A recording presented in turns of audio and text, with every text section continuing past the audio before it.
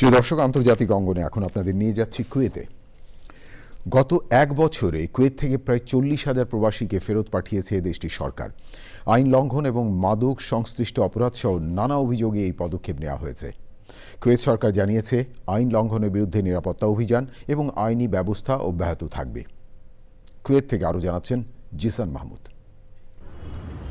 গেল এক বছরে কুয়েত থেকে বিতাড়িত করা হয়েছে মোট 39,487 জন প্রবাসীকে। কুয়েতের নিরাপত্তা সূত্রের বরাতে স্থানীয় একটি ইংরেজি দৈনিক এই তথ্য জানিয়েছে, যেখানে শুধু ডিসেম্বর মাসেই বিতাড়িত করা হয়েছে 3,000 প্রবাসীকে।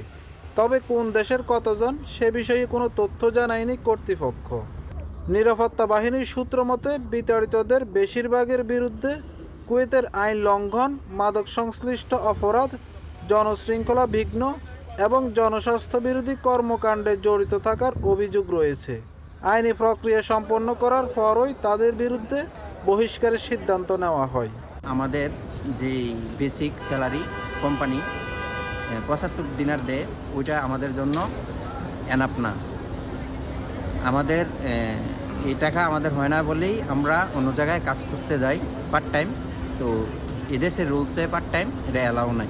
যারা আকামা নাই অথবা যারা আকামা আছে এক জায়গায় আকামা অন্য জায়গায় কাজ করছে, তাদের ধরপাকড় করছে।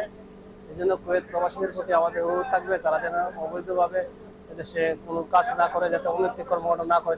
কুয়েতের নিরাপত্তা কর্তৃপক্ষ বলছে, বসবাসকারী সব প্রবাসীর জন্য আইন মেনে চলা বাধ্যতামূলক। দেশের নিরাপত্তা ও সামাজিক শৃঙ্খলার জন্য হুমকি হিসেবে বিবেচিত ব্যক্তিদের বিরুদ্ধে নেওয়া হচ্ছে কঠোর ব্যবস্থা। ভবিষ্যতেও এই ধরনের অভিযান ও আইনি ব্যবস্থা অব্যাহত থাকবে বলে জানিয়েছে কুয়েত সরকার। Zisan Mahmud, channel I, Kuwait.